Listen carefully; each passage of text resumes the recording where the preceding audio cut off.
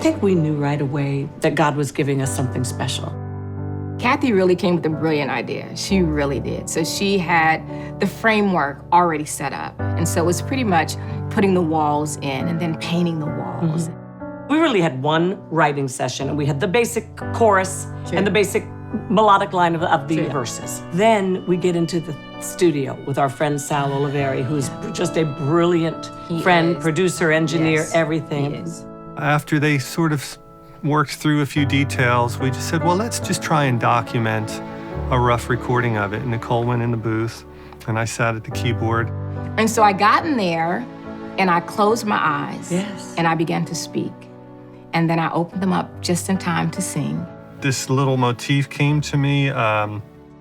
You started speaking, and the first thing she said was, "Hey, God." I was a single mother. I mean, that was it. And then Nicole started talking, so I gave her underscore. Tried to keep it simple so the story really came through. And we started going and going and going. And he just kept the company. We didn't put any time limits on it. And we had a great visual. I would watch Nicole and listen to what she was doing, and she was reacting.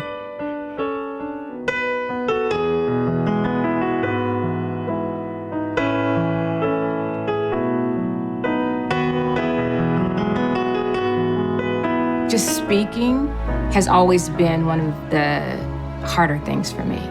What was so amazing was Nicole and I had not worked together, but we had such a unified flow that we got to 11 minutes. And when it was over, and I expected you to say, "No, sweetheart, that's not your gift," you began to cry. And I said, "Not your typical demo session, is it, Sal?" We kind of just looked at each other in shock that we might actually have just recorded the final. And we felt like we should not take one word away. It was exactly what it was supposed to be. My whole approach to the music was that the music should be telling a story, much like the lyric is telling a story. I mean, this goes through various characters. All of the orchestration that goes on top is adding depth and width. So there's times where things need to get really expansive, and so the strings and brass will expand. And then there's times where it needs to get really small, and there might just be a little bit of color added on top of the piano. But the dynamic really helps the story. I said to Kathy, I said, "Okay, how am I?" You used to say, "You need to do this." I said, "Well, how will I do it live? I need pictures. I need, things behind me on stage and all of this." And she said, "I know what? God has told me what to do. We're going to Israel. We're going to shoot a film." And she began to really declare what it was going to be. She saw the shots. She saw the scenery. She saw, "You're going to have on this." And she began to dream out loud. It needed the Holy Land. It needed to set this woman representing all the people in the desert experiences that they're having.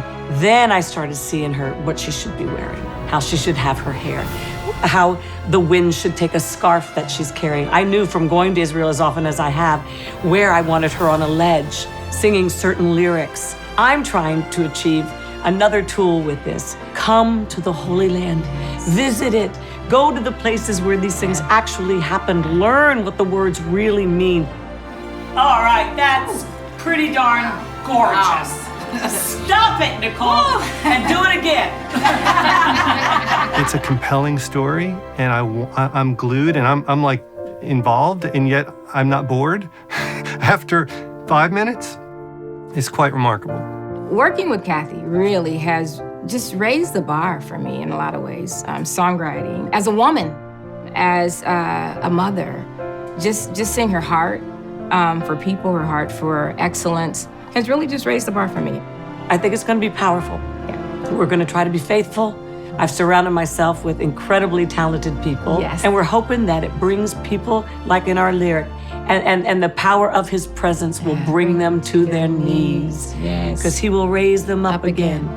For he's the God who sees. Yes.